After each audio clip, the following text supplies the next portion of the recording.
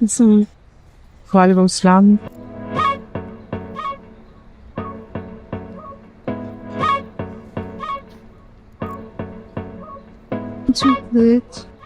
হ্যাঁ না, কি হবে?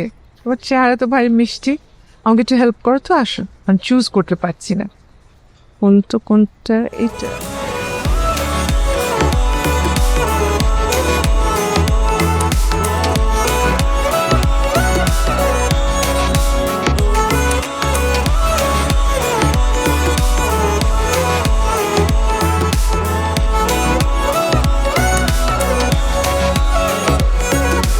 তুমি ছাড়া সব লাগে ফাঁকা, ফিরলে ঘরে হয় ভালো থাকা।